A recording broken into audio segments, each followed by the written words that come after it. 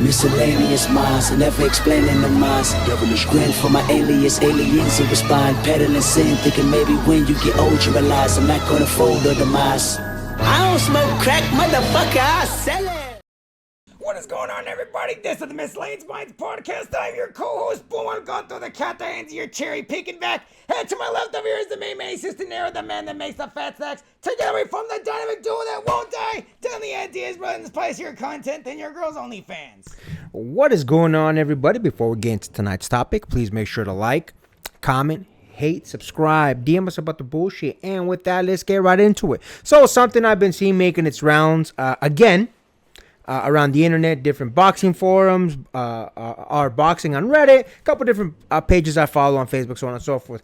Is Tank continuously cherry picking? And listen, we've tackled this before. I'll be honest with you. I am a Tank Davis fan. I like Tank Davis. I fuck with Tank Davis. I think Tank Davis has a lot of skills that could propel him, or already did propel him into the spot that he's in. With that being said, I say this again as a fan. Yeah, he's cherry picking a little bit. More than a little bit, if I'm being honest with you. Listen, Tank Davis has two notable names. And when I say notable, I mean people that names that people respect highly in the boxing world. Leo Santa Cruz, which he knocked out brutally, and Ryan Garcia. Now, there's two things that if you're not like a hardcore fan of boxing like I am, you won't really know. First of all, Leo Santa Cruz moved up 2 weight classes to fight him. So, of course, he got knocked out in such a brutal fashion. First of all, Tank is highly skilled. Tank is not just power. A lot of people just say, oh, he's just power, No, he has a lot of ring IQ. So that being said, a knockout was inevitable. You're jumping up 2 weight classes to fight a man that's already strong for his division.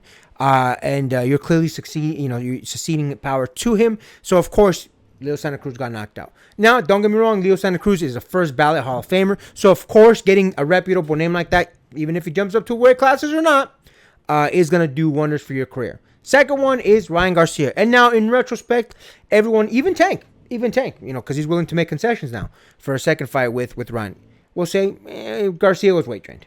Ryan Garcia was weight trained. So the two big notable names that Tank has on his list of fights that he's won, there's a little bit of an asterisk next to them. Now, all the other fighters that he's won, even his most recent one against Martin, people have not given his foes the due credit because they're not as big of names. They're not as well-rounded. They're not as phenomenal as they were. And I'll be honest with you, his fight against Martin, I think Frank Martin was actually doing pretty good up against Tank Davis. So I think that it's one of those concepts that he was doing well, but I personally don't think he was going to win the fight. So is this a cherry picking for Tank? Unfortunately, Tank is getting up there in age, man. Don't get me wrong, he's not old. He's not old by any means. Generally speaking, boxers, at least in my opinion, and in the opinion of a lot of other people, start getting old, 35, 36, so on and so forth. That's old for a boxer. That being said, again, Tank Davis isn't getting up there. I believe he's 30, if I'm not mistaken. He's about to turn 30. About to turn 30. So it's one of those things where, listen, bro, you gotta piss or, shit or get off the pot. It's that time, bro. It's crunch time. Yes, again, Tank Davis has made a phenomenal career out of a lot of the fights that he's won. But again, he just doesn't have that many good names on his record. To a certain degree, I blame it a little bit on Floyd Mayweather, because Floyd Mayweather was his promoter and was protecting him for a very long time. But listen, his last, I want to say 3 or 4 fights have been under his own promotional banner. So the reality of it is that excuse of Floyd Mayweather protecting him is gone. We don't have that anymore. So he needs to really get it together, really decide, am I going to face the top tier? Now I know what a lot of people will say. Oh, he was trying to face a Loma. And that's fair. He was trying very recently to face Loma. And Loma, won't even deny it, Loma turned it down. He said, look, man, I'm just not in the headspace to be taking on a fight right now. Reality of it is, this is an old Loma. This isn't the Loma of 3-4 years ago. Loma has clearly slowed down, and while he did, in my opinion, beat the likes of Devin Haney and the such, Loma just is not the person that he was 3 or 4 years ago, which is really when him and Tank should have fought. So I think that just adds more credence to the fact that it does look like cherry pick. And listen, if by some miracle Tank ever watches this video, I want to know, dog, I'm a fan, homie. I'm not at all here to disrespect you, to make your career anything less than it is. But I'm being honest with you, little bro. You need to start facing higher tier competition. And I really hope to see it. Listen, I know he's facing Lamont Roach next, and I'm not gonna hate on Lamont Roach like that, but it's just not. It's with the big. It's just he's just not up there. All due respect to Roach, someone that I think has worked his butt off to get to the point where he's at in his career. He's just not that A+ talent that a lot of boxing fans are looking for, especially the hardcore fans.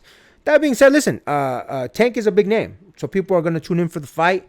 Tank does always make an exciting fight. Again, he always gets a lot of those big knockouts, so it's always exciting to watch him as a fighter. And for that reason, that's why I'm a fan. I respect him. He always delivers on the exciting portion of it. But is it against the fighters that we want to see him against? It's not, man. Unfortunately for him, it's not. And I think, again, for a while there, he had the Floyd Mayweather was protecting me card to play. Just doesn't have that anymore. You're your own boss, man. You're your own promoter. So I think it's time that we see that, especially because, again, you're almost 30, big dog. It's time to start. It's crunch time, my man. It's crunch time. If we consider 35, 36 old, you got 5-6 years, and he can get a lot done in that time. But it's crunch time. It's crunch time. What do you think about that, my man? I guess the one thing that I saw that helped spur this topic is I remember it was actually a post on our boxing, and it was actually a bunch of interactions that he's actually had on Twitter. Most of them, it was Tank Davis lashing out a bunch of fans on Twitter that were not even saying, like, not even calling Davis a bummer like that, but they were criticizing his career trajectory and not really doing much with it. I remember somebody to the effect told him, like, no offense, you are about to turn 30 and you haven't really had like any notable names, -2. To which Tank Davis replied to this gentleman something to the effect of, cool, I'd rather be out here boxing instead of working a 9-to-5 like you, which is a non-answer at the end of the day, because like you're basically saying I'm rich, so your opinion doesn't mean anything. I was like, and even this man was like, yeah, but as a fan, I do have a right to criticize where you are going in your career trajectory. To an extent, as a fan watching it, I have to say I'm a little disappointed. To which again, Tank kept doubling down, and I was like, all right, cool, but you're still yapping and you're broke. Like, again, it's a non-rebuttal to what seems like a fair criticism, and he was even spurred even further by, I believe it was somebody on Arthur Beterbiev team that was commenting on Tank Davis's career, and it said if Tank were to retire today, he would leave behind no legacy. And look, as harsh as that criticism is, can you say he's wrong? I mean, again, like you said, he had 2 notable opponents, but beyond that, that's not really legacy. That's just that's 2 Rocky movies. Like, that's not a saga. Yeah. It's unfortunate, and even to an extent that Tank Davis heard about this, he in his response called Arthur Beterbiev's fighting style goofy, which A, Arthur Beterbiev didn't say that. Somebody on his team did. And B, again, it's a non-answer to a valid complaint. So, look, I don't know how he feels about where his career is going or the caliber of the opponents that he's had in his fight catalog. But with all these valid criticisms and him doubling down and saying, well, screw you, I'm rich, I have to think to myself, maybe he does feel that he's way above all this and he's just in it for the money. If anything, I don't think he's necessarily here to carve a legacy. And if he truly is in the belief that he has carved out a legacy, I would have to then ask, like, what legacy is that? Again, you have 2 notable names, and granted, one of them even you kind of said, okay, yeah, he was rate drained.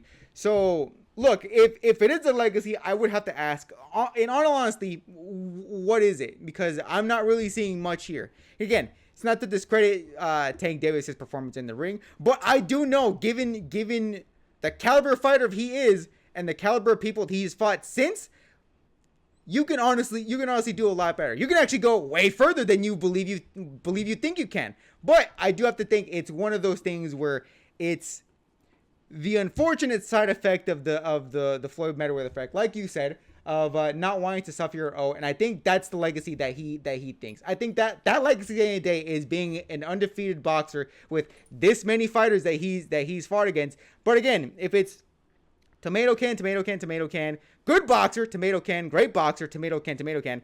Again, it's a lot of padding that leads to absolutely nowhere. And again, once people start picking at it from a fan's perspective, people aren't going to look too kindly to you in the future. Whether they were casual fans, whether they're longtime fans, at some point they're gonna start criticizing all the people that you fought since then, and they're gonna realize when you bare bones it all, Tank Davis could have gone farther, but unfortunately he didn't. For what reasons we do not know, but we can only speculate that O is the very thing that's holding him back. Yeah, listen, man. Again, I'm a Tank Davis fan. I like his fighting style, all that good stuff. I think he gets severely underrated in the boxing IQ segment of his stats. I think yes, obviously he has got a lot of power, but I feel like a lot of his other attributes get thrown by the wayside because the power stands out so much. But again, we would not be being honest with you guys if we didn't tell you that. Yeah, I'll be honest with you. It does look like he is cherry picking, and I say that with all due respect to Tank Davis. Because again, I think that he can do a lot of damage. I think he can go up against the Shakurs and all that, so on and so forth. But not if you keep picking these. I always hate saying this because it seems like I'm dismissing not just the fighters, but not just Tank's opponents, but dismissing the fighters in general. They're just not that A+ level of talent. So yeah, unfortunately, I do have to kind of agree with a lot of the boxing community. Tank is dodging a little bit, and again, I say this as a fan. I say this as someone that I would like to see Tank in a much more high quality opponents, facing a lot more high quality opponents. Hopefully, we start seeing that because again, it's getting to that crunch time, man. It's getting to that crunch time. And with that, make sure to like, comment, hate, subscribe, DM us about the bullshit, and Until next time, get rest and stay blessed. We'll see you in the next one.